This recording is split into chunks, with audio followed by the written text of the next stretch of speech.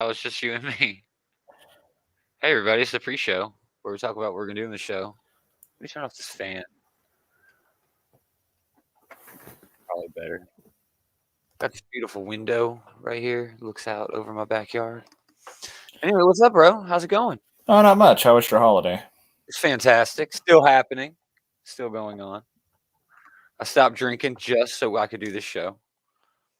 Well, glad you're showing that professionalism we've Getting come to some expect water. from you. Right. Right. Yeah, The show's better when I'm hammered. probably actually. Yeah. Uh, yeah, man. It's gonna be weird because it's just you and me. It's gonna go flying by because we always tend to agree on everything. I mean, yeah, we're so famously agreeable with each other. Uh, we got some Dark Horse news. We got some Donny Cates news where this was his master plan all along. Bendis news, but on TV, on the TV end. Punisher. I think that's where we're gonna agree the most. X-Men, all kinds of X-Men. And then Hawkeye, of course. It sucks that we're the only two here to talk about Hawkeye. It was great. Yeah, it was pretty good. It left me a little wanting, I think, but that's the point. That's the MCU. And then the Matrix Resurrections, which was everything that I wanted from a movie called The Matrix. Food news, something awesome just for you. I appreciate it. I really do. And then yeah, we'll skip Moment of Destruction this week. I will make a couple of mentions there, but nothing like book related. I will not be able to contribute. So I think you might a little bit. We'll see how it goes. And then top 3 on a pretty meh week at the. I actually had a lot of pretty good books that I liked this week. Well, that's good. There was one definitely that I know we're going to agree on. So. I had a hard time whittling down my honorable mentions, honestly. Oh wow, really? Yeah. Well, that'll be exciting to see too. Anything else we should add to this week's fun-filled, action-packed? I don't want to talk it up too much. I don't want to get anybody's let's set low expectations. Yeah. That'll be the key to our success. This pretty average show. Anything we should add to this average episode? I guess we could talk about what we got for Christmas or what have you. Oh, okay. We'll do that in segment 1. I mean, I just got a bunch of T-shirts, so I don't have much to say there. But we'll do that in the Happy Holidays part. That sounds good. All right, let's do this thing. Let's do it. We're on brand. I forgot which. Hold on. Let's just do this one.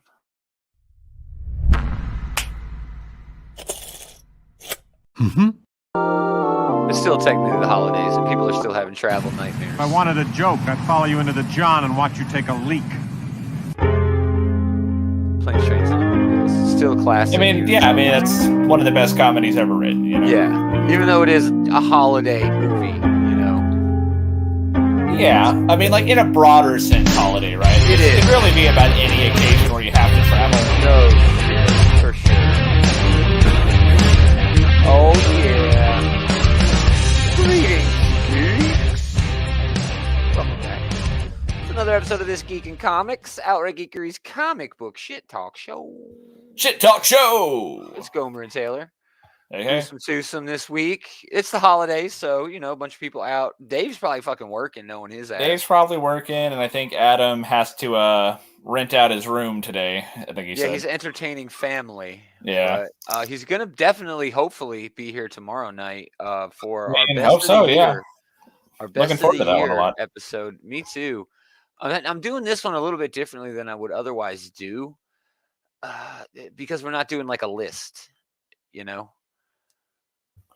Yeah, I mean, we can still there's still a lot to talk about. We got a bunch of honorable mentions or whatever, but sure. We would. I think if it's just the two of us, maybe we could do a list. But oh man, yeah, it would take us too damn long to rattle out a top 3. It's gonna take us forever, ever. Hey, thanks for stopping by, Andy. We appreciate you too, man. Hope you got a lot of good shit. Happy holidays. I'll talk about what I got. I got a bunch of G.I. Joe classified figures. You can see them up here, but they're way in the distance. But I got a Destro, Lady J, Zartan, Snake Eyes. Yeah, so I got hooked up there. And, of course, an Optimus Prime. It wouldn't be Christmas unless I had an Optimus Prime. I like he's got, the gun burst going on there. Oh, that's from Omega Supreme.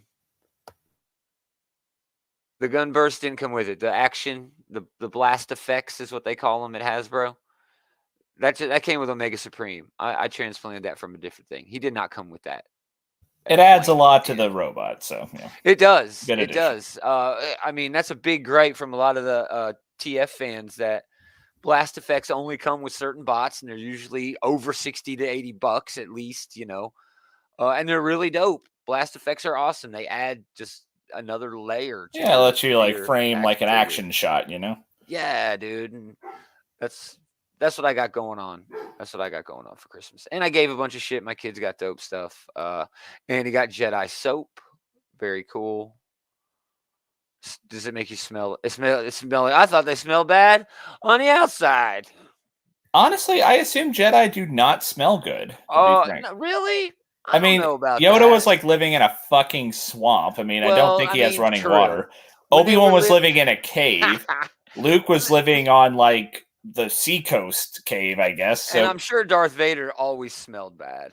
Yeah, I mean, there's he's head to toe black leather. Yeah, he was rank, I'm sure.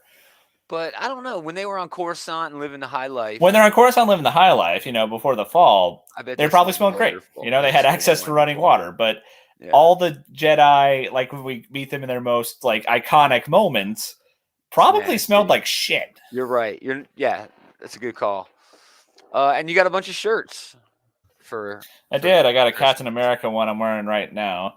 I did get this shirt. I did get just a throwaway little. It's fun. Yeah, it's pretty cool. Mandalorian comic book. I also got a nice Spider-Man tree ornament and things like that. Nice. So yeah, we hope you gave and got everything that you wanted this year. What else did I do? I watched Don't Look Up. Did you watch Don't Look Up yet on Netflix? I have not watched Don't Look Up yet. It's a satirical sci-fi movie. It's written, produced, directed by Adam McKay. So, it's. I was about to ask if it was Adam McKay because it seems like an Adam McKay thing just based off of the premise. Yeah. It's Leonardo DiCaprio and Jennifer Lawrence as two astronomers who attempt to warn humanity about an approaching comet that will destroy Earth via a meteor. It's funny as hell, but it's like equally depressing. This fake extinction level event is used as a way to mirror like real life society and how we tend to act towards things, it was a little bit too on the nose, but the theme of the show of the movie is it kind of has to be on the nose because unless it's right in your face, it's sort of this meta experience that you're not actually fully experiencing at all. And that was a theme this week in the movies, I think. So like, is there struggle to get people to like grasp the severity of the situation since it was something they couldn't necessarily wrap their minds around? Well, for example, they go to the president, who's just a horrible person, obviously played by Meryl Streep. Very well done. But like, it's just before the midterms and she's more worried about how it's going to poll than actually saving the earth, with this thing. And then like they have this plan to deflect the comet. And they get Ron Perlman, who is like this old, ancient, like American hero, conservative sort of guy. And he's the one they're going to send. Like, well, can't we just do this by drone? And they're like, what America likes a hero, and then at the last minute, I wish that was harder to visualize than it is. I mean, no, it would actually happen. These are all things where I could see these things playing out exactly like that. Yeah. And then they realize that this comet is actually full of rare minerals that corporations could use and sell. So they abort that mission and come up with a plan to actually bring the comet safely to Earth. Which, I mean, spoiler alert, fails miserably. And it's got sort of a touching moment, again, about how real world physical connections are more valuable and more valid than online connections. And that's not a bash on online connections. It's just the truth. And, it does sound depressing realistically, the whole idea that like, it is people putting what should be petty concerns ahead of a moment where like we got to come together and tackle this. Like I think I see what they're doing there, And it's a lot deeper than that too, because they get into how the media would treat it. They get into how social media would treat it. they come up with this. It's a thing, like, just look up because you can see the comet, and then there's a counterbalance to that. Say, don't look up. You know what I mean? And that's exactly what would happen. Yeah, a little bit too on the nose, but just very well done. I had a fun time watching that. Everybody should check it out. It's fun sci-fi. It's funny too. It's funny. Kind of on the other end of the scale, my family and I watched Encanto, was just released on Disney Plus. Oh, fun. Nice. Yeah, I have yet to catch that. Maybe I will watch that as soon as we're done here, because I'm thinking about what I'm going to watch tonight. Yeah. It's definitely a good one for the family. It is about family. There isn't actually like a traditional antagonist to this movie per se. The moral of it is more about not letting your relationships with your family deteriorate, I guess, is the real danger that they face. Well, that's a theme, man. The Mitchells and the versus the Machines did that this year in animation. What was that one with the Mer people? Oh, Luca? Yeah, that was kind of, like that, yeah. Building, connections. There's this new movie that come out, Ron's Gone Wrong. It's about runaway technology, but really it's about, connections. I mean, that's some basic shit, but I guess it's probably not too surprising that that's the theme that a lot of these movies are trying to hit on right now. Right. Times given what they are. Yeah, no shit. Awesome. Let's get into the news. We got a lot of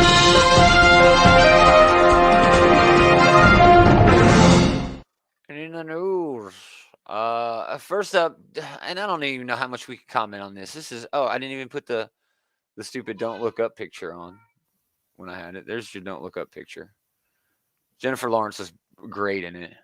Well, that's good to hear. I mean, Leonardo DiCaprio was good in it, but he's always, at least good. Yeah, and water's wet, Yeah, exactly. Anyway, DH is the third biggest. That's what I'm hearing. Dark Horse is the third largest publisher of comics in the world. Is that so? That's not Image? That's what I read, dude. That's hard to believe. I thought it was Image. Maybe those are just the North American numbers. I know that it used to be Image, Maybe those are just North American numbers. Maybe Image doesn't have as broad of an international reach as Dark Horse does. It'd be interesting to see if there's any qualifiers to that. Yeah. Sure.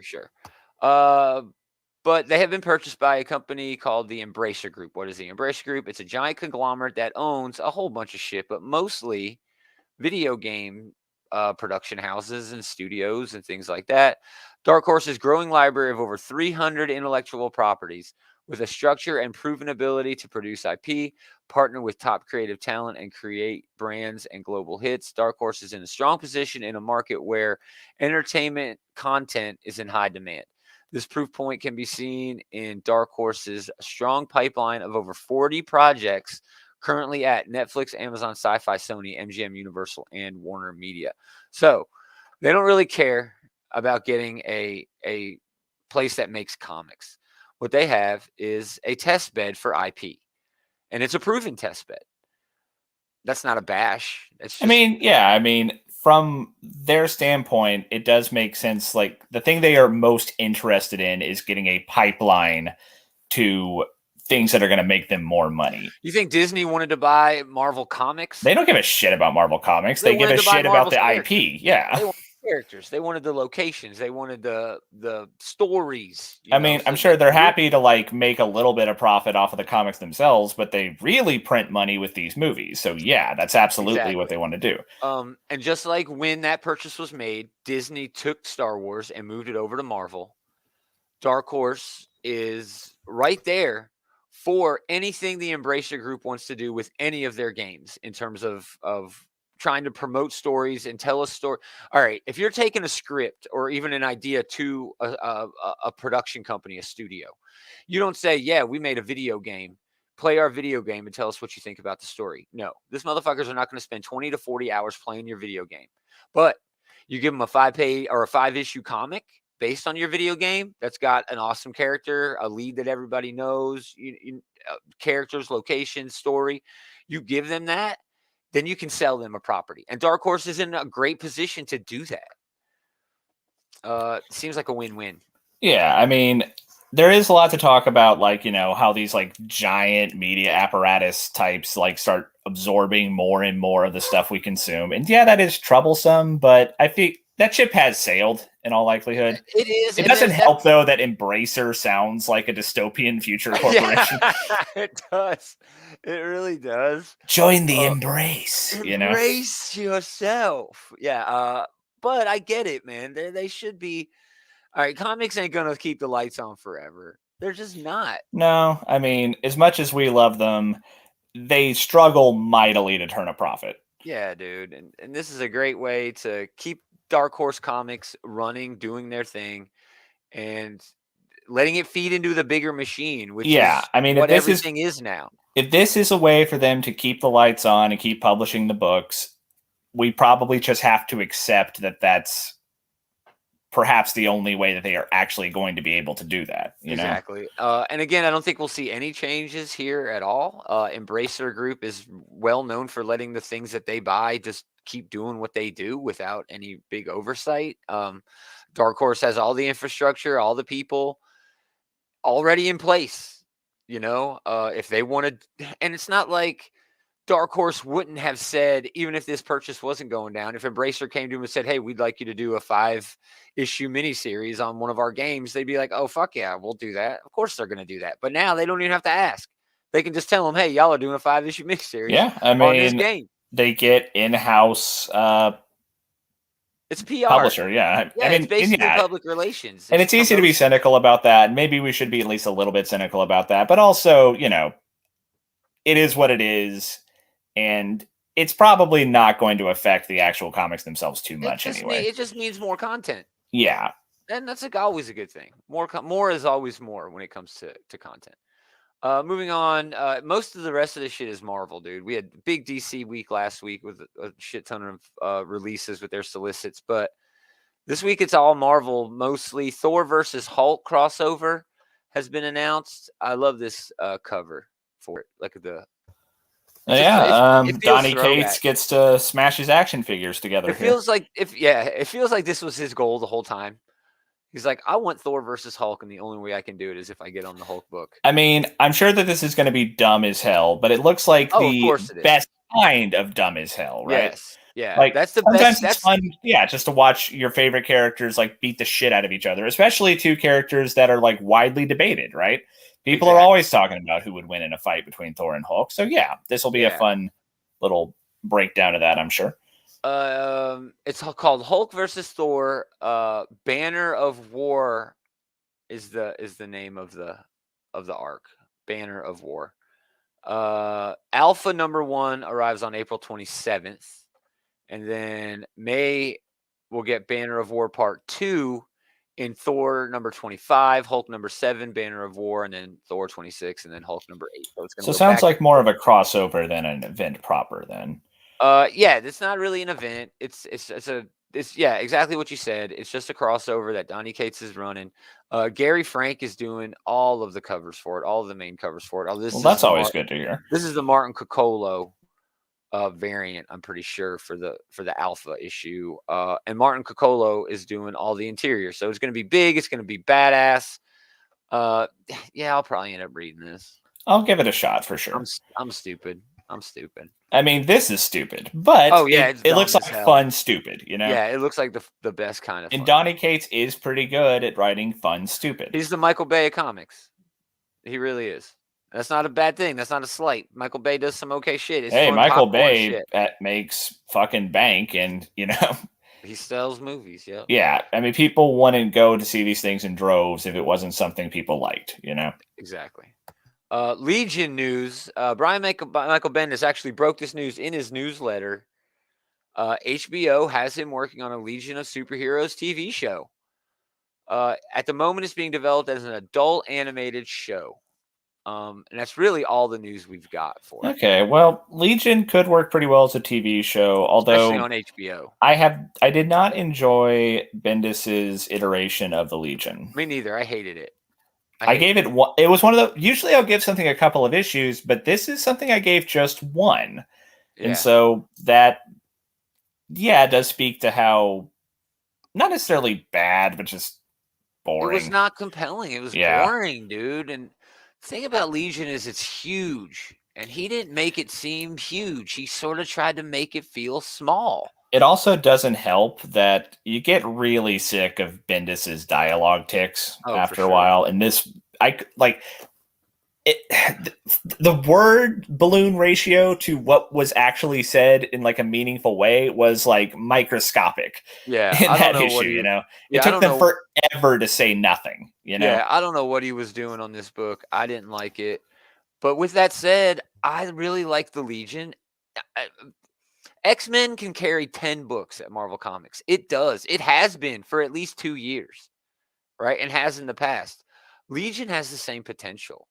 They just Legion need some. is quite a pedigree. It really is. Yeah, they This is just one need of somebody those. there. Yeah, this is a property that's not necessarily widely known to most audiences, but it is something that I've never met like someone who's really into comics who doesn't have nice things to say about the Legion of Superheroes. Yeah, dude. I mean, it's just big, dumb, stupid fun, but you can make it so many things because I've read it. It's been so many things. I wish Jules was here because he's really the Legion guy among us. He You know, is, yeah. he's read all of that shit. He's a sucker for that shit. This is something where I would like to have his take, yeah. Yeah, So I'm sure he. Well, I can tell you what he thinks. Oh, I hate Bendis, but I'm glad they're doing it. He'll definitely which, want yeah, that. he would basically like reinforce, I guess, what we were both saying here. Yeah. So yeah, look on that. Who knows? Probably 2025 at the rate they go with this shit anymore. Maybe, you know? but I'll give it a shot when it comes out. Yeah, Sure. me too, definitely.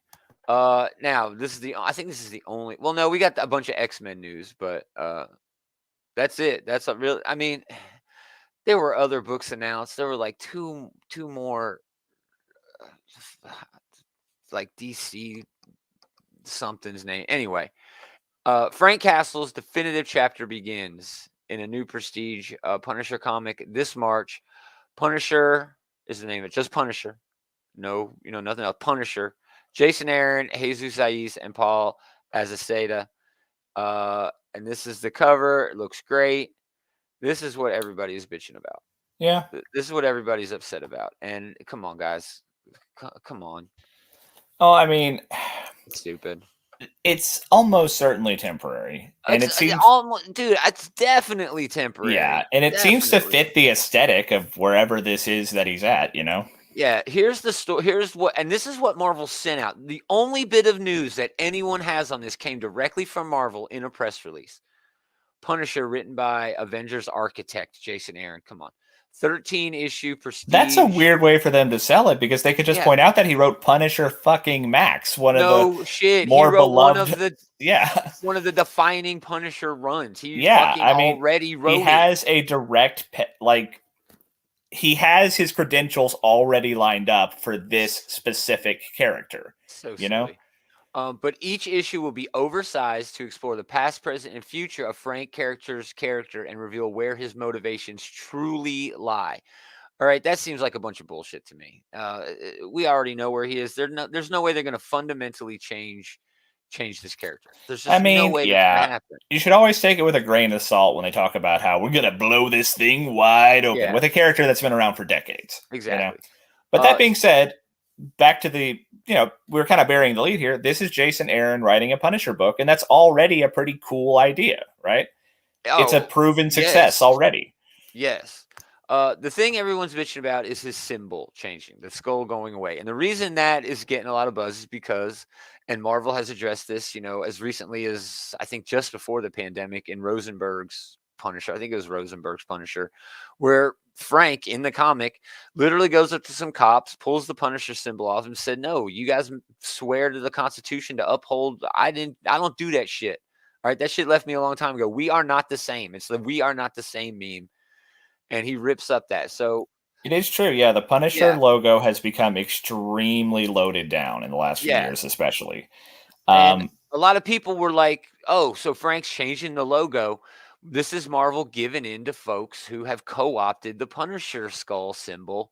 And I just think that's weird. I don't think that's what's happening at all. I don't think that's what's happening, but sometimes you do just kind of have to throw in the towel. Like, who's that guy, that Pepe the Frog thing from a few years ago? Oh, for sure. That's true. He gave up. He killed off that character because it had become so associated with something so toxic. Yeah. I doubt Marvel would do the same. They have a lot more weight to throw around than whoever that guy was. Sure. But I guess if they were going to change one character's logo, this might be the logo to change. You know, because they just don't want to associate with that stuff. Yeah. And I get what Thrashjaws is saying there. That's actually Eli from the Comic Book Bullies. Check them out tonight. Search out Comic Book Bullies on YouTube or go to outright.geekery.com. There's links there. But you're not wrong. Ninja Punisher does sound kind of dumb. But, and this is what I wanted to get at, Shocking Secrets pushed Frank to become the warlord of the Hand. I was about to ask if that was the Hand, yeah. Right? So that's why his logo's changed, because he's serving the Beast. And to me, that sounds like one of the best ploys ever for the dude who goes and takes down organized crime, you know, without any care at all to actual justice. For him to have an end to take down the top dog, if he can take down the Beast, the supernatural Beast, if he can do all that, he can take down the Hand. And I think that is a worthwhile story, because the Hand is like sort of an organized crime. That sounds a lot to me about, remember at the end of Bendis's Daredevil run when he becomes the Kingpin?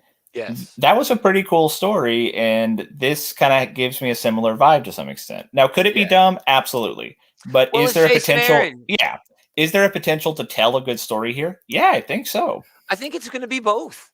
Jason Aaron, I mean, all right, dude, that whole Phoenix War where they had folks battling each other, the Phoenix had they're doing like a ton, like but it was awesome. Arc. Yeah, it was awesome. We'll talk about Jason Aaron later, but yeah, he does have a talent for taking really stupid bullshit, but like presenting it in the most fun, most thrilling way that you can. You know. And the final word on that is there's no way Jason Aaron is going to ignore the divisiveness that's become associated with that Punisher skull symbol. There's no way he's going to ignore that. It's just not in his blood. He can't not write that into the story. He's going to. So yeah, I'm stoked for that, man. It's probably going to be $6 an issue over the course of a year. Don't doubt it. But we'll see. I mean, any excuse they have to jack up the price, right? Yeah. That's in March 2022. All right, moving on to X-Men. Destiny of X is right around the corner. All of these books are freaking ending, basically. I mean, we've already seen the end of Excalibur, of Wolverine this week, Sword this week, just book after book, you know, basically just reaching its end so that the big Destiny of X relaunch can come. We saw at the end of Trial of Magneto, which we'll talk about. Magneto is sort of ripped by this weird choice that he made to let Toad take the fall for him, which most scumbaggiest move ever. Are we going to talk about that later? Or we are. Talk about that now. We'll talk about that later. Okay, we'll talk what a scumbag. Yeah. But Immortal X-Men, it will star Magneto as he leaves the island. Find out what causes Magneto to abandon the Quiet Council when Kieran Gillen and Lucas Wernick's Immortal X-Men launches in March. Kieran Gillen's a hell of a writer. I'll probably check. And Magneto's one of my favorite X-Men characters. So that will be interesting. But yeah, we'll talk about dickhead Magneto. Have we talked on the show about X-Men Red? Like, I know we talked in the chat about. No, we will. We will. That's right after this one. I wanted to mention. Okay, just making sure. I wanted to mention. Oh no, I already did. No, that's right now. So yes, X-Men Red. Okay. The Queen defends her throne. In Destiny of X, Mutant Kind fights for the Red Planet in Al Ewing and Stefano Caselli's X-Men Red. So this is Sword. This April. This is Sword. Basically, yes. Everything that we knew about the Sword happening, everything that was happening in Sword, basically wrapped up in this week's issue. At least all the the immediate plot threads. Yeah. Yes. So yeah, X-Men Red is basically the continuation of Sword, X-Men in space, but also them in Mars, you know, doing their thing. This is going to be really, really fun, given the revelations that we got about Abigail Brand, who is we'll definitely talk about that later. She's more badass than Nick Fury. She is the baddest bad bitch to ever be a bad bitch. Awesome. And then Wolverine is going to relaunch, yes, but kind of no. We got plenty of time. Wolverine is like the least amount of reshuffling as far as I can tell, you know? It's just basically the same thing, just with a new numbering. And it's not even renumbering. It's keeping the numbering. Oh, well, there you go. Yeah, this week issue number 19 came out, which I only kind of thumbed through. I didn't even really get through it because I knew it It's was actually pretty cool. It was like a one-shot throwaway. Yeah, but we'll talk about it later. Yeah. So yeah, Wolverine number 20 will be out in April, but between now and then, we get the 10 lives and the 10 deaths, or X lives, X deaths, whatever, of Wolverine, which will be a weekly or bi-weekly series that comes out. I don't know. And then X-Force, where I guess it appears that Deadpool is going to show up. They're going to do new X-Force, but that's a continuation as well, coming out in April. And then the last book that they announced is a Thunderbird one-shot, giant-sized Thunderbird, which also spins out of Trials of Magneto, which was so fucking weird. But this art just looks dumb. I don't know who this is. It's so 90s. That's going to be written by Nyla Rose and Steve Orlando. Nyla Rose is a wrestler or something. Oh, who is Native American, I think. I don't know. There's actually Native American writers and artists out there, Marvel, that you could get. You don't have to get just insert famous native here. You know, not to say this won't be good. Steve Orlando knows what he's doing, but I want Thunderbird to be cool. I don't know what to think about this. Honestly. I want Thunderbird to be cool again, dude. You know, I don't want. I mean, Thunderbird is a character who, you know, we haven't actually had a lot of time to grow an attachment to, right? I mean, he famously died like very quickly after being introduced back in Claremont's run. Yeah. So we'll see. We'll see what happens. And we'll get to how and why he's able to come back later on. All right, man. Phew, that was a Russia news. Hawkeye. All right, we got a comment. Nyla Rose is a native trans wrestler at AEW. No, and I'm cool with that. It's just I don't know why they're having wrestlers write the comics. All right, I don't care what, nationality. I mean, that's hardly new. I mean, gender or sexuality. You are a fucking wrestler. I mean, the guy from My Chemical Romance wrote, what's it called? Umbrella Academy. I mean, I get that, but and then later, did some Marvel stuff. But I don't get it. I don't get it. All right, Umbrella Academy is an untested thing. You want to bring Nyla Rose in to do, 8 pages in a one-shot anthology book. You want to bring Nyla Rose in to do, I don't know, just anything that's a few pages. This is Thunderbird they're bringing back. This should be a bigger deal, I think, than just bringing in a wrestler to do the damn book. That's all I'm saying. Maybe she's amazing. I have no idea. Oh yeah, maybe. I hope so. I'm just saying. I know there are native writers out there who should give a native writer a fucking pen and let that person write the stories that you say you want to write.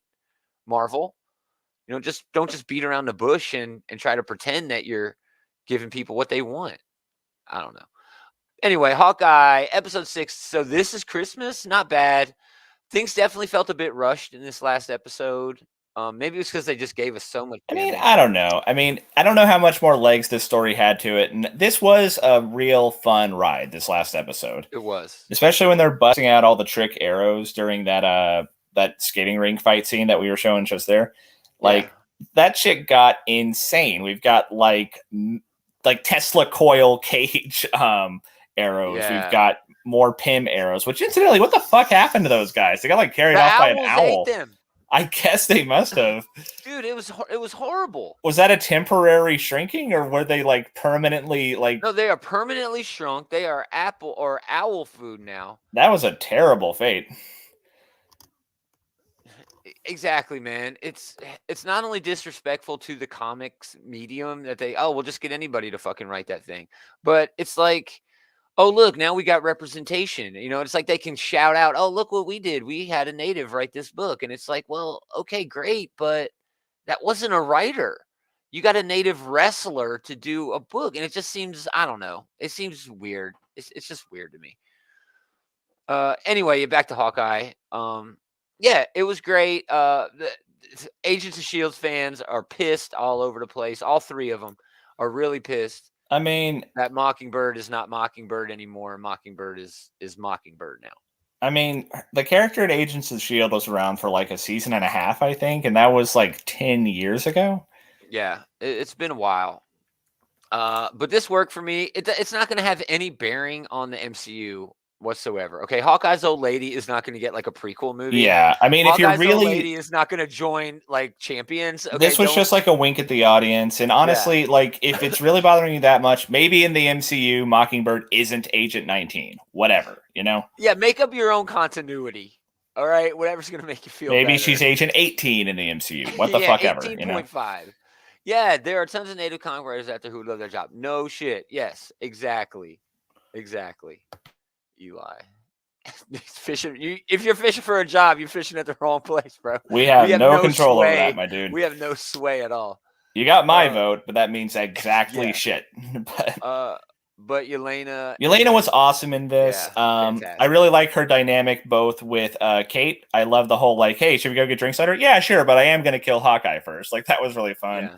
Like it's almost like, you know, they have like a childish fight almost, but it was still, you know, just yeah. It was a good light was taking it easy on her. It was, yeah. Like we can see Yelena doesn't really want to actually fight Kate. And in fact, yeah, she likes Kate and Kate likes Yelena. That was actually kind of fun.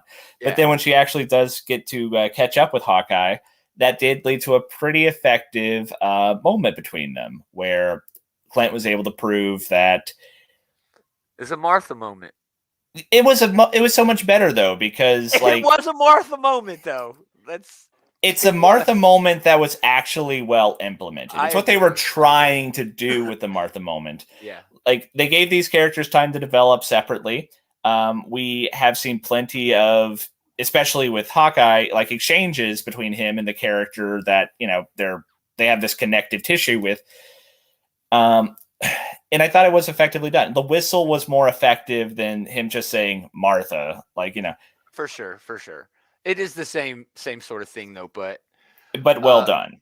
The thing about that is not only does Clint have this connection to Natasha, but so does Yelena, but so does the audience. Yeah. And it means something in a way that the Martha moment. That's exactly right. Well said. Yeah. That the Martha moment, this is the first time we've ever seen this version of Batman. It's the second time we've seen this version of Superman, and it's obviously the first time we've seen them interact together, so it doesn't mean anything to us. Exactly. And it comes, and the way you try to implement that by like him saying the first name is like, I get that wasn't what Batman was really reacting to. It was just a coincidence to further drive home, you know, that like, you know, oh, I'm taking a son from a mother or whatever. Yeah. But the way that they chose to try to do that felt so fucking dumb. Yeah. It didn't have enough behind it. In this, whereas here, connection with we get to have that whistle. That, you know, that's a proof of connection, a proof that he and Natasha were close. And so, yeah, Yelena does come to realize that ultimately she is misplacing her anger. Yeah. And that worked for me. You know, I like that. I thought it was great. And of course, Vincent D'Onofrio coming back as the Kingpin. He is just awesome. I'm not going to say anything that a million other people haven't said, but he really kicks some fucking ass. He's like this juggernaut in this story, you know? Well, he was beating up a 20-year-old girl, and that's what he was, but like he took an arrow to the chest like it wasn't even shit, you know? Yeah. Yeah. The Kingpin survived that too. For sure. So, they're not bringing back Vincent D'Onofrio for an episode, you know? Yeah. They can't. I think it was just testing the waters to say, hey, you know what? Everyone does want this motherfucker back. We do the pan up. Because, dude, you could have edited that. Yeah, like, irregardless of like the contract politics of this, if we didn't see the body, he's fine. Exactly. But yeah, he was fantastic in this. It was very well done. And yeah, I'm excited for the Echo show. You know, that's what's next. Yeah, that should be pretty cool. I hope he's in it. I would be surprised if he was not, you know? Yeah. Exactly. Fisk was blind for a while, and it worked with the Daredevil story that they were telling with that, for sure. So yeah, we'll see what happens. It'll be interesting to see. Yeah, I mean, imagine him coming back and be like, "Oh shit!" Yeah, but this episode was a lot of fun, and the show from beginning to end was a lot of fun. This was one of my favorite MCU Disney Plus shows so far. You know, it's actually near the bottom for me, but that's actually a loaded answer because the worst one is still good, right? Exactly, the quality. I mean, we're talking WandaVision, Loki, What If, which looking back, What If is a fucking gem. That last episode that ties everything together as a multiverse thing, I just didn't see it coming. Yeah, I mean, to go along with your point, What If is probably the bottom of the heap for me. It's still fun. It's still a gas, you know? Yeah. And with that Multiverse of Madness trailer that came out, the sneak peek, mandatory viewing for the MCU. Yeah, I mean, you at least got to watch the Strange Supreme episode. Yeah. Well, he comes back at the end too. You know, he's all yeah. If you don't watch, you're not going to understand the end if you don't watch the whole damn thing. And yeah, you see Shuma-Gorath like everywhere throughout the damn show. Yeah, dude. So yeah, very, very well done. I think that's actually one of the categories on the Comic Book Bullies best of, like ranking the Disney Plus show specifically. Disney Plus MCU shows. So. Well, I mean, that's a tricky business because yeah, like we were just saying, the top tier ones are like fucking amazing, but even the ones below that tier are still really damn good. Yeah. Awesome. Yeah. So Hawkeye's done. What's next? Boba Fett. You want to do Boba Fett weekly? Well, yeah, Boba Fett is coming out a couple of days from now. So we get to decide. We're the ones that are here when the decision needs to be made. So yeah, we're gonna fuck Adam and David. We're doing Boba Fett. What's it called? The Diary of Boba Fett. Book of Dear Boba Diary, Fett. Dear Diary. Today I vaporized. It's going to be the Book of Boba Fett, but yeah, I mean, if he doesn't disintegrate at least one person, what are they even doing? You know? Yeah. Dear Diary.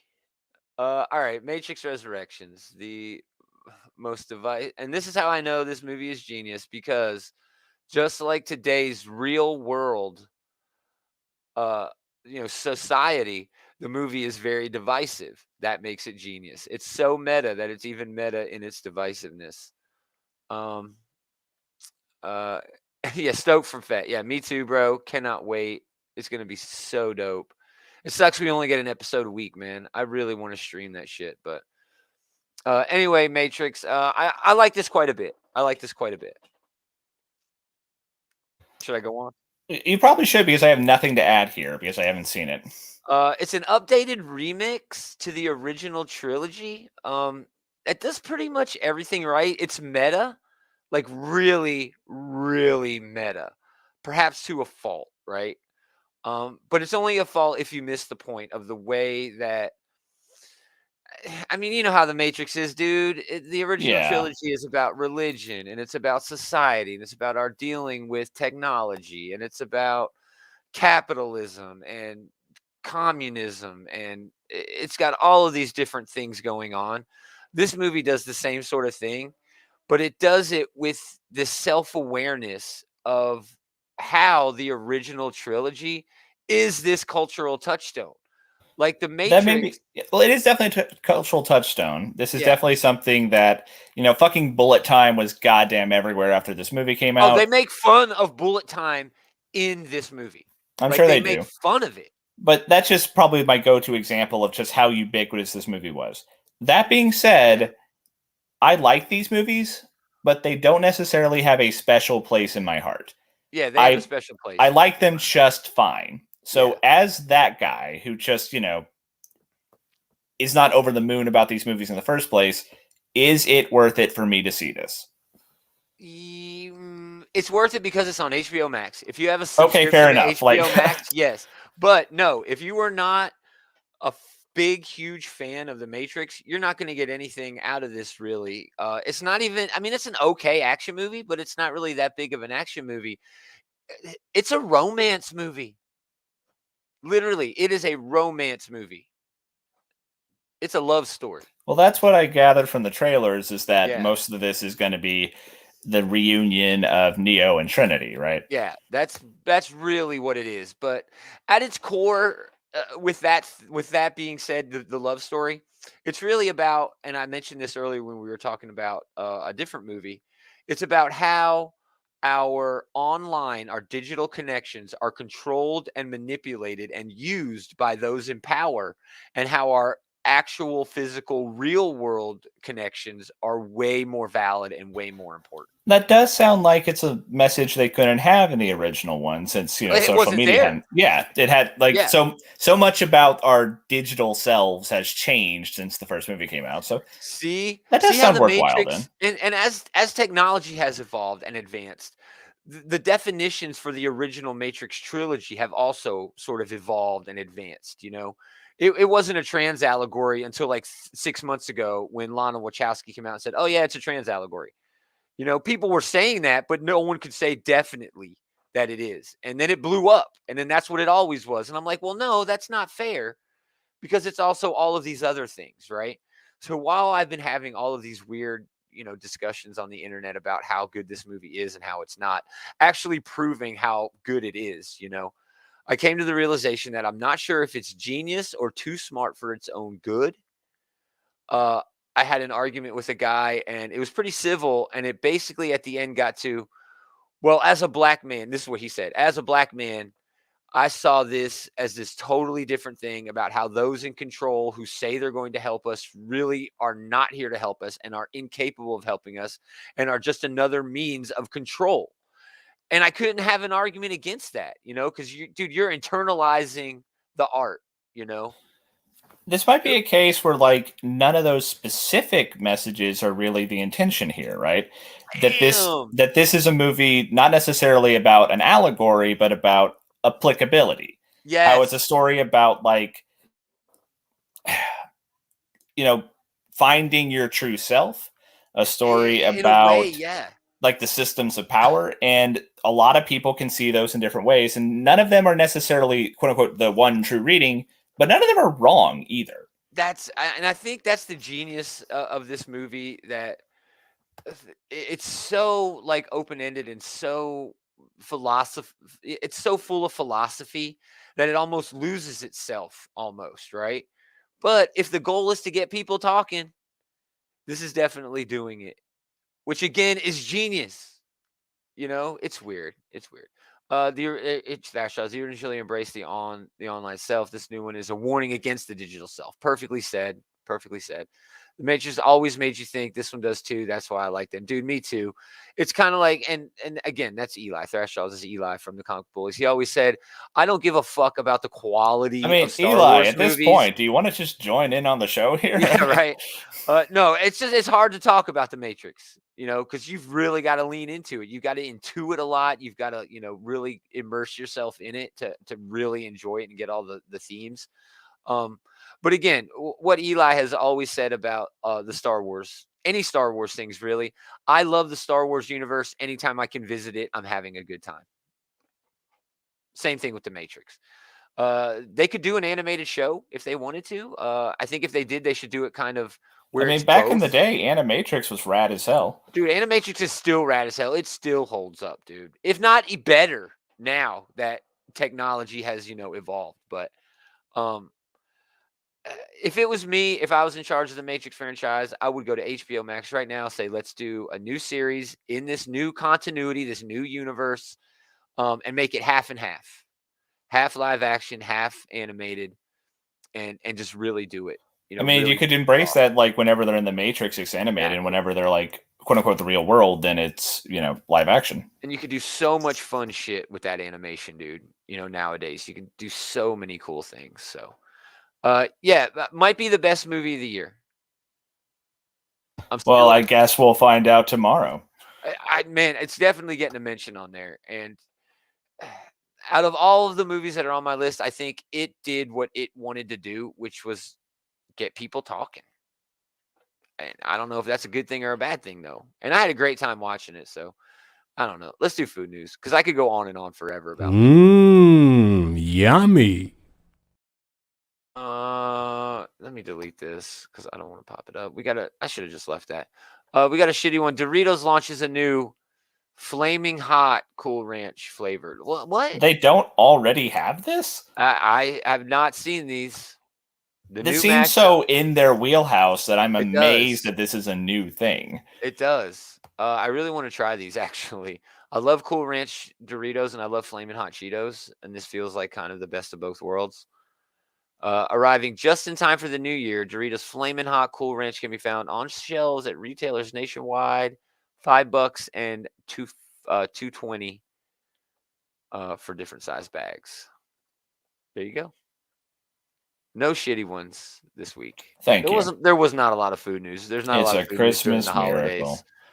We're not going to do a moment of destruction, but we are going to mention that He-Man artist and toy designer T. Mark Taylor has unfortunately passed away from congenital heart failure at the age of 80. He was the designer for He-Man and Masters of the Universe, as well as Teenage Mutant Ninja Turtles. Man, I mean, he's really good at making colorful, distinct characters. Then, like, I'm someone who's like, that. They do it. That's a little bit different. Flamin' Hot is its own unique sort of flavor, you know. But yes, go ahead, Taylor. I was just saying though, like, even as someone who's only like kind of on the outside looking in for the He-Man franchise, Yeah. I could still name you like half a dozen of the damn characters at least. They're just so visually distinct, you know. They all got like their gag that they do, and you know, good stuff.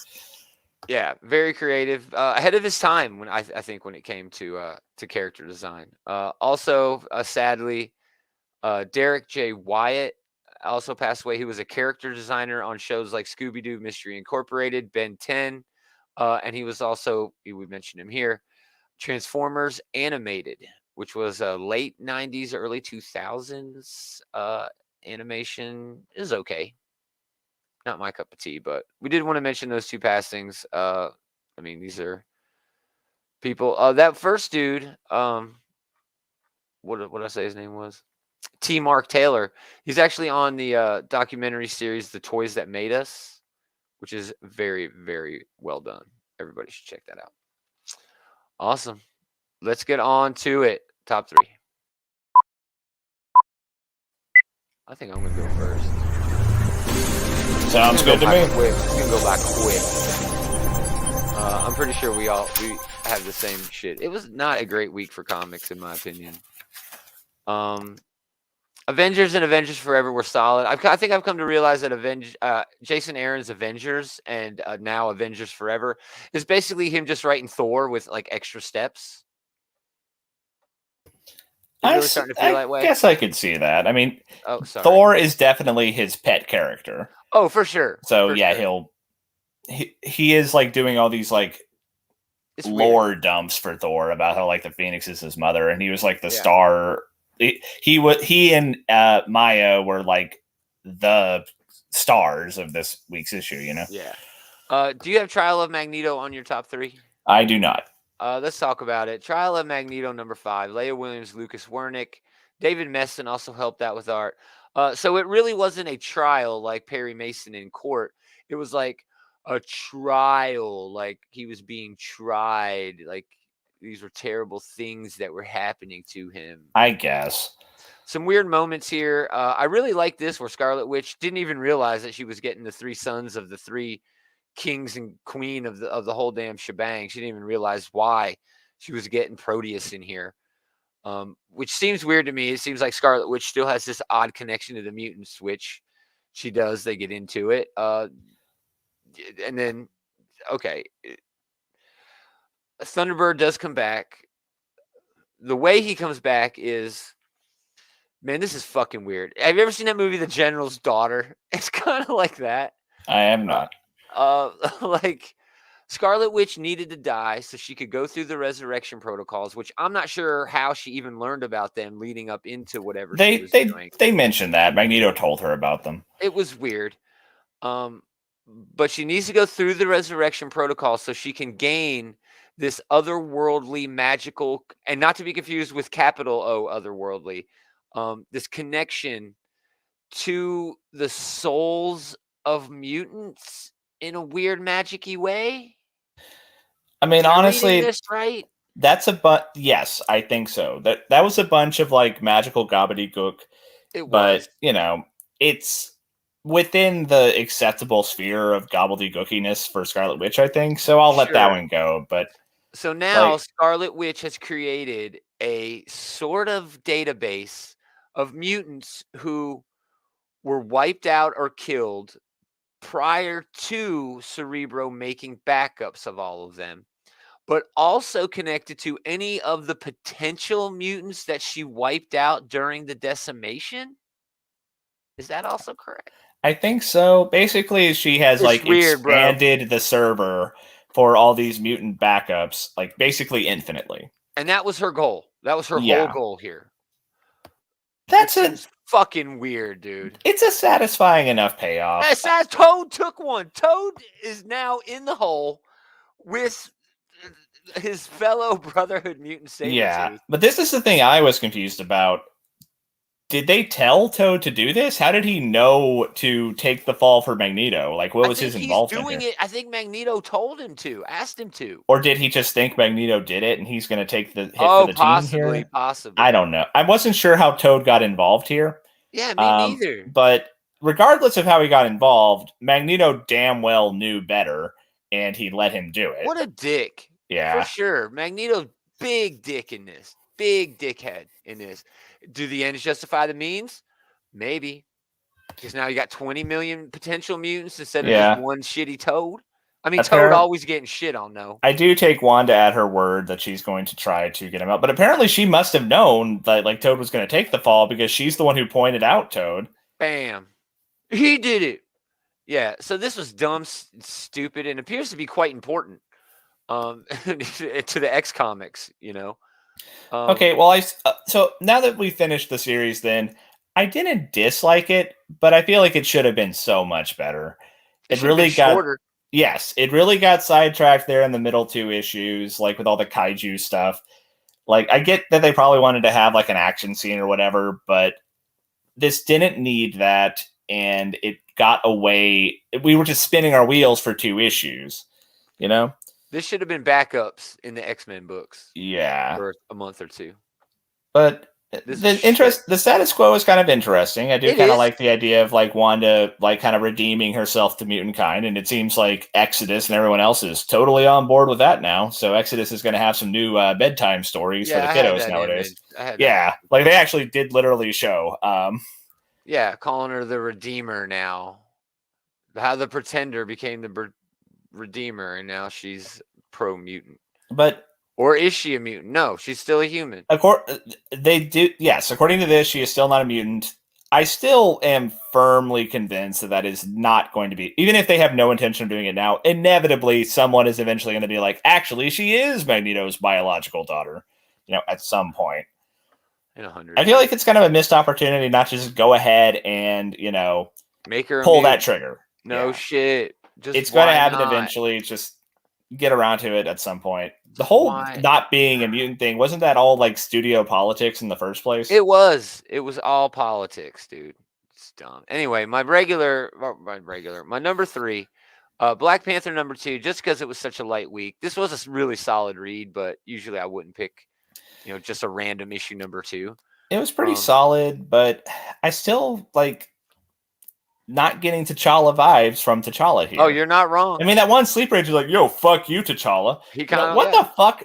I'm your goddamn king. What the hell are you saying? Now. He's not a king now. He's not a king now. I guess, but he's still the motherfucking Black Panther. It's true. They're changing all the stuff. I like how John Ridley's kind of leaning into that new status quo, you know, and I'm sure it's going to come back to haunt him. This whole shit is coming back to haunt him. This whole book is about his ghost coming back to haunt him. Great comic booking here with the 9-panel page, you know, I love that. Great stuff here, changing things up to have, you know, Shuri do her technology thing. Great stuff there. Fun action panels right here. You know, he's doing everything right. I mean, look at this. Get the little Panther silhouette when he uses the Panther power to know the bad guys are about to get the drop on him. So, in an otherwise meh week, everything you said was right. But in the context of the story, I like what John Ridley's doing with the character, and he's writing comic books very, very well. So, number 3, Black Panther number 2. Like I said, I had a much better time this week, I guess, than you did. I actually got a few honorable mentions to get through. King Conan was a lot of fun. It was all right. The ending was kind of like, oh, here we go. Team up. Bad guy, hero, team up.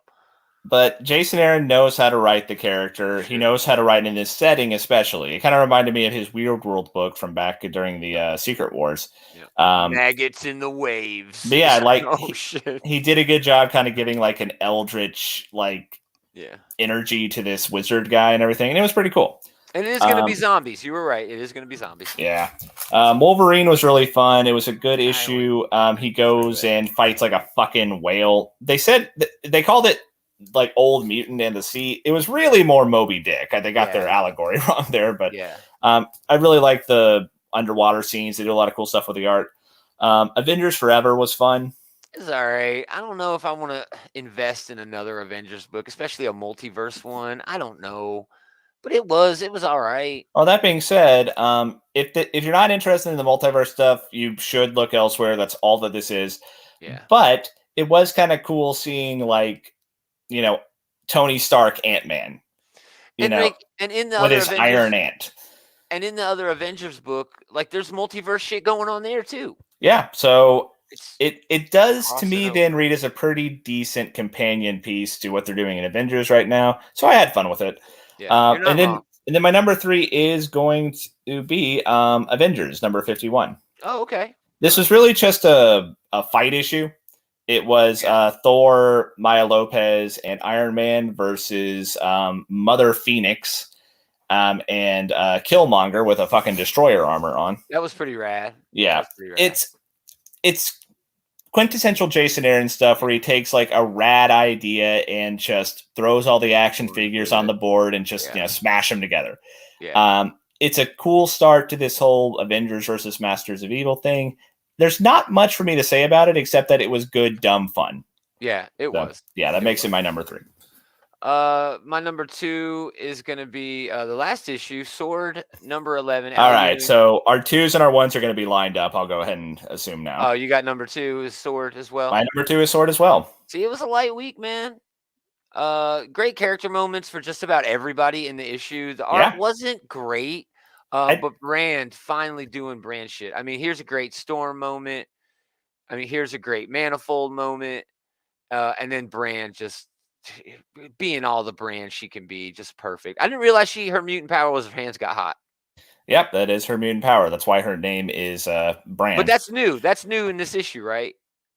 I don't think I'd ever heard that before. It was when the character was introduced back in Astonishing X-Men back in the day. They dropped that in like towards the very end of it. Oh, okay. So that's not new, but that makes sense. It's such an irrelevant part of her character. Yes. Because this issue really displays very well. She leans Abigail Brand is a good character because she is like the ultimate moralist chess master. She is willing to do whatever the fuck she needs to do to get shit done. And I love the way she's like Jason Aaron writing Nick Fury, the original Nick Fury. Yeah, I can see that. Yeah. But yeah, I love the way she's even mentioning here about like, oh, Hank is like trying so hard to be like the quote unquote necessary monster. And like, you really do see here like what an amateur he is compared to her. Yeah. Yeah. But yeah, she fucking murders Gyrick. And we get into the details here, like, not only does she not give a shit about Krakoa, she's actually rather anxious for it to just hurry up and get, buried at this point. Yeah, she doesn't even care if she's the one that does the burying. She's basically used Krakoa to get to where she is right now and doesn't care about anything else.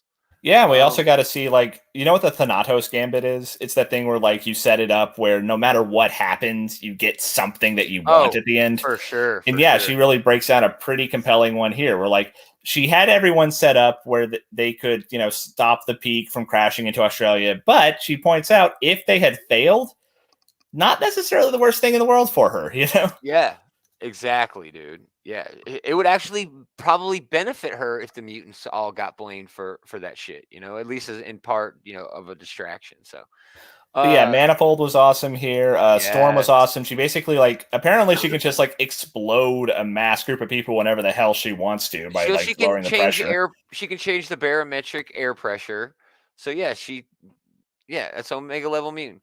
And I love how they fuck with Omega level mutants. Like, they just did it recently where Iceman, Bobby can do a whole bunch of fucking crazy shit, Yeah, it's really cool when we get to see these Omega level mutants have the godlike moments, here and there. Yeah. That's happened recently. Jean Grey, just in that Halloween issue of X-Men, had that moment with Nightmare. We're like, no, Nightmare, you dumbass. This is not how things have been going. Yeah, very well done. So those are our number 2. So our number 1 is quite possibly easily argued the best issue of the year. This had to be number 1. Oh, for sure. There was nothing better. Nothing was again, this might be the best issue of the year. It's a contender. It was amazing. But yeah, I love the go ahead. dynamic action. I love like all the people in the background. I love how he fills the page. Like you're rewarded for your scrutiny, like Yes. go through and look through all the little details, looking at all the fucking graffiti, looking at the Yes. people like on their damn phone. And like you were talking about, like it might almost be worth it to get several copies of this issue so you can like lay it all out. Like I find myself like flipping back and forth, like, see how the top of the page and the bottom of the page just like perfectly line up with each other, Yeah. Yeah. Who is Heartless? Which is like one of the guys hanging out. Dude, just smoking a cigarette here. Just a couple. Everything is in motion. Everything is capturing just this beautiful moment. Yeah, he does this amazing thing with like the foreground and the background are all being used at different points. Yes. Yeah. I don't have many issues of it because this is really a book that you have to experience. I love how Tom Taylor, always pushing his social justice stuff, which I fucking adore. Reed, Son of Kal-El. But you got some homeless kids down here, and she's pretending that she's Nightwing. She's got like the Nightwing stick. That's what that's what I was like talking about earlier, right? Where like you follow the action, you follow the main story, but you also want to stop and take in the details. Like that's so cute, her playing Nightwing there, Yeah.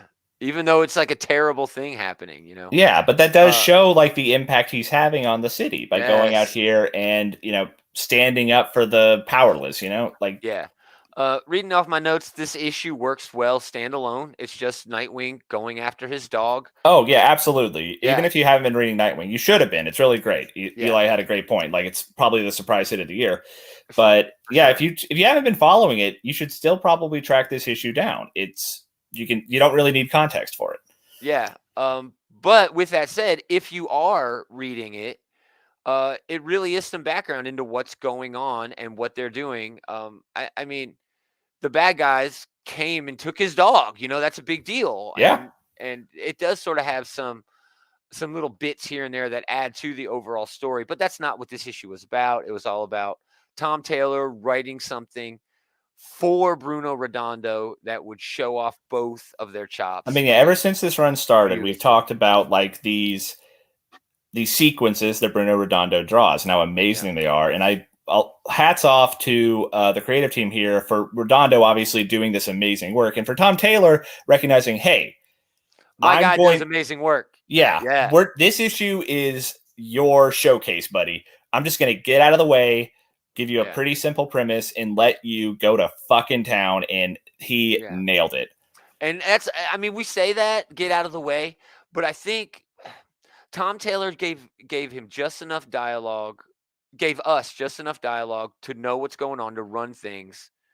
But really, like, I guess, stayed out of the way mostly, which is really hard to do. It's hard to tell. Oh, I absolutely do not mean that as an insult. And in fact, I think that's a mark of his skills as a writer, For sure. knowing, how to write a story to perfectly showcase all of this amazing art. Yeah, it's awesome. I'm going to read it again as soon as we're done here because, it's something truly special. There were a lot of good single issues this year. The Robin race in Robin was great. There's a Flash issue that's sort of, audience participation. But it's this issue and one other issue from not this series, but one other book from Image this year that are really competing for best single issue of the year. I thought I had mine selected, but this thing came in at the 11th fucking hour, and now I'm going to have to really reconsider, Right. It's definitely honorable mention, but it's a fantastic read. Yeah, seek it out. If you haven't read it, find it. Go read it. It's great. So yeah, that's it. That's the show. Thanks for hanging out, everybody. I mean, we filled more than an hour. I didn't think we were going to do it. Yeah, I mean, we it's a lot to talk about, even though there wasn't really a lot to talk about. But honestly, though, we were joking at the beginning. We actually did find ourselves agreeing about most everything. Yeah, no shit. Thanks for hanging out, everybody. We really appreciate it. Go to outrightgeeker.com. That's where you got a bunch of links to all the different shit we got going on, including the comic book bullies. They'll be recording later on tonight.